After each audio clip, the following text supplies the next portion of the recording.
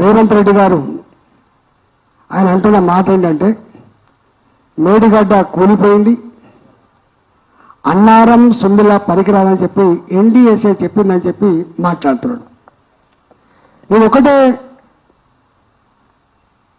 ముఖ్యమంత్రి రేవంత్ రెడ్డి గుర్తు చేయదలుచుకున్నా, ఎన్డీఎస్ఏ చెప్పిందని చెప్తున్నావు కానీ మరి తెలంగాణలో ఉన్నటువంటి అనేక మంది ఇంజనీర్లు కావచ్చు,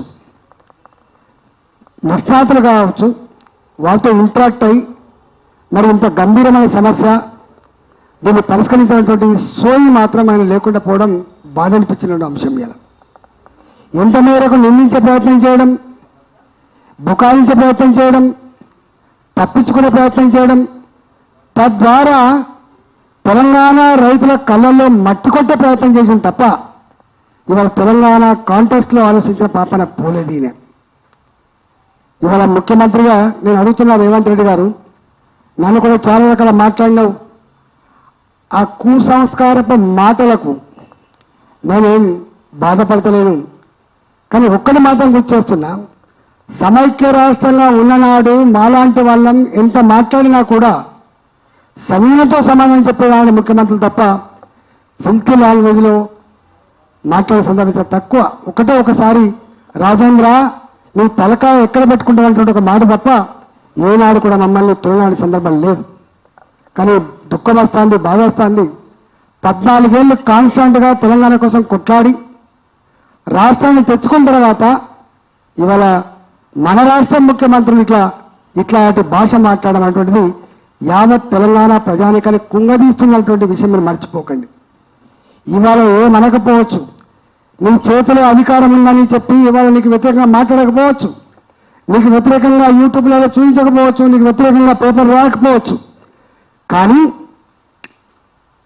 దేనికి భయపడకుండా ఉరవకుండా సందర్భం వచ్చినప్పుడు కర్ర కాల్చి వాత పెట్టగలిగే శక్తి సత్తా తెలంగాణ ప్రజానికానికి ఉంటుంది. తప్పకుండా ఆ గుణపాఠం మీకు చెప్తారని చెప్పి హెచ్చరిస్తా ఉన్నా.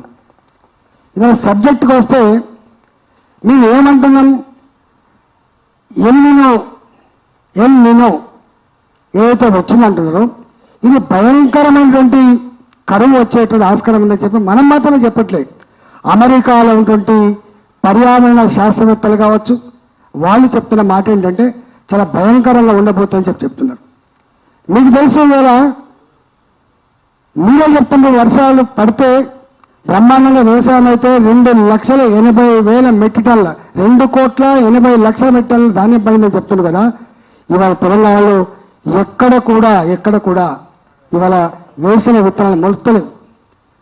ఒకసారి పత్తి విత్తనాలు వేసిండ్రు, పొట్టిపోయినాయి, ఎండిపోయినాయి. రెండోసారి పత్తి విత్తనాలు వేసిండ్రు, దాన్ని మొలవాలని చెప్పి కుండలతో బిందెలతో నీళ్లు పోస్తున్నారు. నేను కన్నారు పోతే నా మీద పడి మనసు చచ్చిపోతే ఎట్లా ఎడుతున్నట్టు ఏడుతున్నాడు. బిడ్డ నువ్వు మాట్లాడతలేవు, నువ్వు చెప్తలేవు, నువ్వు వస్తలేవు అని చెప్పి మాట్లాడుతున్నావు.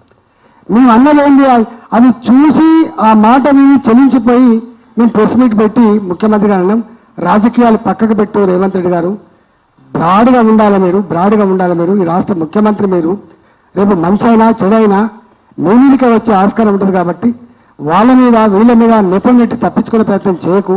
మీరు బోర్లు నిలబెడతా అనుకున్నదేమో కొద్దిమందిని, కానీ నువ్వు బోర్లు నిలబెడుతున్నది మాత్రం తెలంగాణ రైతాలను నిలబెడతా ఉన్నావు, రేపు హైదరాబాద్ ప్రజానికాన్ని నిలబెడుతున్నావు అని చెప్పి నేను మాట్లాడినా. ఇవాళ ఎల్లంపల్లి ప్రాజెక్ట్ ఏదైతుందో ఈ లక్ష్మీ బరాజ్ అన్నారం సుందిల్ల నుంచి వెళ్ళి అక్కడికి ఎత్తిపోస్తే ఒక 6 టీఎంసీల నీళ్లు రేపు ఎన్టీపీసీ కావాలి, ఒక 5 టీఎంసీల నీళ్లు సింగరేణి ఆద్యంగా నడుస్తున్నటువంటి జెన్కో స్టేషన్ కావాలి, ఒక 4 నుంచి 5 టీఎంసీలు లోకల్ డ్రింకింగ్ వాటర్ కోసం కావాలి, 10 టీఎంసీల నీళ్లు ఇవాళ కేవలం హైదరాబాద్ డ్రింకింగ్ కోసమే రావాలి. మీరు ఎక్కడైతే ఎంపీగా పనిచేసిందో మల్కాయిలో, నేను ఇక్కడ ఎంపీగా ఉన్నా, రోజుకు 3 రోజులకోసారి నీళ్ళు వస్తలేవు, 4 రోజులకోసారి నీళ్ళు వస్తలేవు, 5 రోజులకోసారి నీళ్ళు వస్తలేవు అని చెప్పి బోర్లు అని చెప్పి డిమాండ్ వస్తున్న విషయాన్ని ఇక్కడ ప్రత్యేక చూస్తున్నా. కాబట్టి నేను సూచన ఏం చేసిన అంటే ఈ లక్ష్మీ బరాజ్ ఇప్పుడు మరమ్మతులు అయితే లేదా పక్కకు పెట్టు, కానీ కన్నపల్లి పంప్ హౌస్ దగ్గర అది లో లెవెల్లో ఉంటుంది కాబట్టి వాటర్ పోతున్నట్టుగా మనకు రికార్డులు వార్తలు వస్తూ ఉన్నాయి కాబట్టి ఒక నిబంధన పోయి 1,00,000 కుసకుల నీళ్ళు కనుక పోతే 98-99 మీటర్లు ఎత్తుందని చెప్పి అంటున్నారు కాబట్టి రిటైర్డ్ ఇంజనీర్లు వాళ్ళకు ఉత్తరం కూడా రాసింది కాబట్టి మీరు దయచేసి ఎత్తిపోయండి అని చెప్పినాం. రెండో మాట, ఇవాళ అన్నారం కానీ సుందరలో కానీ ఎక్కడ కూడా ఇవాళ పిల్లలు కుంగిపోయినట్టు కానీ చిన్న చిన్న బుంగలు పడితే పడవచ్చు. ఇప్పుడు చెర్లకు కుంటలకు బుంగలు పడతాయి. ఆ బుంగలకు అప్పుడప్పుడు ఇసుక బస్సు తీసుకుపోయి తొక్కి, లేకపోతే చెత్తను తీసుకుపోయి తొక్కి ఆ బుంగలు ఆపుకునే కల్చర్ ఉంటుంది తెలంగాణలో. ఇక్కడ కూడా నిజంగానే బుంగలు ఉంటే మనం రెక్టిఫై చేసుకోవచ్చు. కానీ ఎన్డీఎస్ఏ రిపోర్ట్ ప్రకారంగా 2024లో మరి కాంట్రాక్టర్తో చేయించిందా, మరి డిపార్ట్మెంట్ చేసిన కానీ గ్రౌటింగ్ కూడా చేసినట్ట. గ్రౌటింగ్ అంటే అర్థం ఏంటిది? గ్రౌటింగ్ టెక్నాలజీ అర్థం ఏంటంటే ఎక్కడన్నా లీకేజ్ కనుక ఉంటే ఒక దగ్గర ఫోర్స్ తోటి సిమెంట్ లేకపోతే పంపితే అదంతా లీకేజ్ ఎక్కడెక్కడైతే ఉన్నాయో అక్కడక్కడ ఆగిపోయే టెక్నాలజీ గ్రౌటింగ్ టెక్నాలజీ. ఇవాళ సుందిల్లా అన్నారం రెండింటికి కూడా గ్రౌటింగ్ చేసినట్టుగా రిపోర్ట్లు ఉన్నాయి ఇక్కడ. కాబట్టి ఇప్పుడు ఎన్డీఎస్ఏ ఏం చెప్పిందని పక్కన పెడితే ఇవాళ 2 ప్రాజెక్టులు గ్రౌటింగ్ చేసినవి ఉన్నాయి కాబట్టి ఇవాళ ఇక్కడ ఎల్లీలో వల్ల మొత్తం కరువు తాండవిస్తూ ఉంది. కాబట్టి ఇంత ఎమర్జెన్సీ పరిస్థితుల్లో కూడా ప్రభుత్వం వెంటనే సమీక్ష చేసుకొని ఎట్లా దీన్ని అధిగమించాలో, ఎట్లా నీళ్ళు తెచ్చుకొని ఆలోచించాలి. కానీ ఇప్పుడు మొండిగా గుడ్డిగా ఇవాళ అజ్ఞానంతో నేను నాకు ఎన్డీఎస్ఏ చెప్పాలని చెప్పే మాటలు మాట్లాడుతున్నావు. ఇవాళ నువ్వు ఎప్పుడన్నా ఎన్డీఎస్ఏ దగ్గర పోయి మరి మాకు కరువు వస్తూ ఉంది, ఎల్నినో వస్తూ ఉంది, మరి దీన్ని ఇప్పుడున్న పరిస్థితి ఎట్లా అధిగమించాలనో అడిగినావా అని చెప్పి అడుగుతాను. పాలకుడిగా ఎప్పుడు కూడా ఎంత బాధ్యతగా ఉన్నానంటే, నేను కూడా 25 ఏళ్ళు పనిచేసిన, ఇవాళ కేంద్రంలో ప్రధానమంత్రి గారు పనిచేస్తూ ఉన్నారు. నేను ఆరోగ్య శాఖ మంత్రిగా పనిచేసిన. నేను ఆరోగ్య శాఖ మంత్రిగా పనిచేసినప్పుడు కరోనా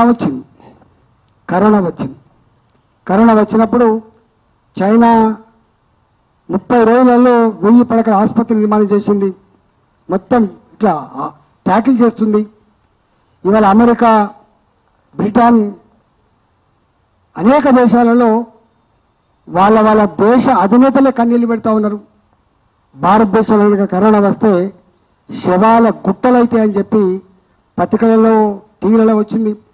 నేను అప్పుడు ఆరోగ్య మంత్రిని భయపడ్డాం.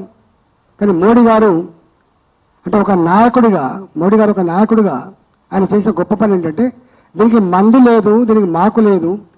ఇప్పుడున్న ఈ పరిస్థితులలో ధైర్యం చెప్పడమే మన కర్తవ్యం అని చెప్పి ధైర్యం చెప్పి మిగతా అన్ని కార్యక్రమాలు నిర్వహించి ఆయన ఒక గొప్ప పని చేసిండు. వ్యాక్సిన్ కనుక రాకపోతే ప్రజల విశ్వాసం రాదని అన్ని ప్రోటోకాల్స్ పక్కకు పెట్టి ఎమర్జెన్సీ ఉందని చెప్పి ఇది ప్రైవేటు సంస్థలు రీసెర్చ్ చేసి ఇప్పుడు వ్యాక్సిన్ చేయాలంటే కష్టమవుతుందని చెప్పి ఇంత ఆర్థిక వ్యవస్థను తట్టుకోగలిగే కెపాసిటీ వాళ్ళకు ఉండదని భాజపా భారత ఆర్థిక వ్యవస్థ నుంచి డబ్బులు శాంక్షన్ చేసి ఇవాళ అనేక కంపెనీలకు డబ్బులు ఇచ్చి ఇవాళ వ్యాక్సిన్ మేఘాల మీద ప్రోటోకాల్స్ అని కూడా పక్కకు పెట్టి ఇవాళ వ్యాక్సిన్ తయారు చేయించిండు. వ్యాక్సిన్ తయారు చేయించడమే కాదు, హైదరాబాద్ లాంటి ప్రాంతాలకి స్వయంగా ఆనాడు మోడీ గారే వచ్చి ఇవాళ ఆ వ్యాక్సిన్ ఎక్కడ తయారవుతుంది, చూసిపోయింది. అంటే ప్రోటోకాల్స్ పాటించాలంటే పాటించదు. ఇప్పుడున్న ఈ పరిస్థితుల్లో యుద్ధ ప్రాతిపదికమైన ఉండాలి తప్ప ఇవాళ మరీ నార్మల్ పద్ధతిలో ఉన్నట్టు ఉండద్దని చెప్పే పని చేసింది. అంటే అర్థం ఏంటంటే, రాజకీయ నాయకుడుగా ప్రజలకు ఆపదొచ్చినప్పుడు దేశాన్ని కాపాడుకునే రాజకీయ నాయకుడు విజ్ఞత కది. కానీ నీకేం విజ్ఞత ఉంది రేవంత్ రెడ్డి? నీకేం విజ్ఞత ఉంది? ఇవాళ దీంతో రాజకీయాలు చేసే ప్రయత్నం చేస్తున్నావు. ఇవాళ అందువల్ల నీకంత గొప్ప బ్రాడ్ ఆలోచన లేదు.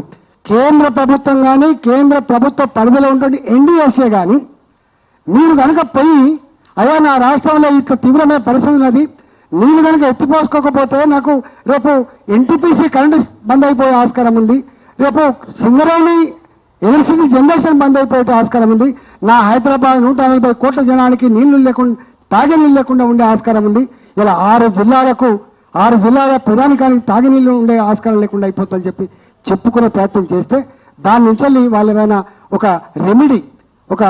రెమెడీ ఇచ్చి మీకు సపోర్ట్ చేస్తారు. కానీ నువ్వు ఆ ప్రయత్నం చేయలే. ఇవాళ పోయినావు, నేను చూసిన ఇవాళ నేను చెప్పినమ్మన్నా దేవాదుల అక్కడ డ్యామ్ లేదు, అక్కడ బరాజు కూడా లేదు. కానీ ఒక కాలువ కొట్టి ఆ నీళ్ళు తీసుకొచ్చి మూటల అక్కడ వేస్తే ఆ నీళ్లు పంప్ అవుతున్నాయి. దాదాపు 2500-2600 క్యూసెక్ల కెపాసిటీ వాళ్ళ 7 మూటలు అక్కడ రన్ అవుతూ ఉంటాయి. ఏమంటున్నా ఒకళ్ళు నిజంగానే కనుక ఈ నీళ్లు ఒకవేళ 97 మీటర్లు 96 మీటర్లు లేకపోయినప్పటికి కూడా ఒక టెన్షన్లో కొట్టి కనీసం ఇంటికి తీసుకొచ్చి లేదా ఒక కాపర్ డ్యామ్ మట్టి వల్ల ఇంత పోసి టెంపరీ 1 కోటి 2 కోట్ల రూపాయలు ఖర్చు పెట్టని చేసుకోవచ్చు. కానీ మీరు ఆ ప్రయత్నం చేయకపోగా ఇవాళ సలహాలు ఇస్తున్న ఇంజనీర్లని వాళ్ళకు బెల్ట్తో కొట్టాలి, వాళ్ళకి ట్రీట్మెంట్ ఇవ్వాలి, వాళ్ళ జైళ్ళలో పెట్టాలనేటువంటి మీ నీచమైన మాటలు ఇవాళ యావత్ తెలంగాణ సమాజం సిగ్గుతో తలదించుకుంటుంది. మా మీద మాట్లాడుతుండే వేరు, కొమ్ము కరగదీయాలి, రక్తం చిలికి పంటలు పండిస్తా, ఇవన్నీ మాట్లాడడం వేరు. నాకు తెలిసి ఈ రాష్ట్ర చరిత్రలో ఇట్లాంటి భాష మాట్లాడిన ముఖ్యమంత్రి ఎవరు లేరు. అది నీకే దక్కుతుంది బాబు, అది నీకే దక్కుతుంది. తప్పకుండా దానికి మూల్యం చెల్లించక తప్పదు అని చెప్పి హెచ్చరిస్తా ఉన్నాం. నువ్వు బ్రహ్మాండంగా అధికారంలో ఉన్నావు కాబట్టి, ముఖ్యమంత్రి కుర్చీలో కూర్చున్నావు కాబట్టి ఇవన్నీ వంది మా గాథలు ఆహా ఓహో అంటుండొచ్చు కావచ్చు.